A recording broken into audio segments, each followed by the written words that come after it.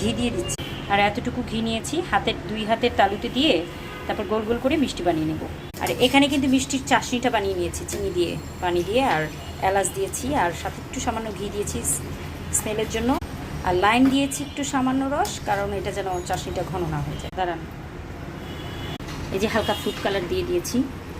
আমি কিন্তু ছোট ছোট করে মিষ্টি বানিয়ে নিচ্ছি। আপনারা চাইলে কিন্তু একটু বড় করেও বানাতে পারেন, কিন্তু আমি এখানে একটু ছোট করেই বানাচ্ছি। আর এটা কিন্তু ফুলবে, হ্যাঁ, অত ছোটও হবে না। আচ্ছা, আমি কিন্তু মিষ্টি বানিয়ে নিয়েছি মিডিয়াম সাইজের। হ্যাঁ, এটা হবে গোল গোলাপ জামুন। আর এটা কিন্তু এই যে কালো মিষ্টি, যেটা কালো জাম, ব্ল্যাক জাম বলে, যে মানে ভিতরে জাম কালার থাকবে আর উপরে ব্ল্যাক। যে হালকা আছে, আমি মিষ্টি ভেজে নিই। প্রথম সেটে এটা ভাজবো, তারপর একটা এই যে মিষ্টিটা হয়ে গেছে, এখন আমি উঠিয়ে রাখছি। চাশনিতে মিষ্টিগুলি ঢেলে দিচ্ছি।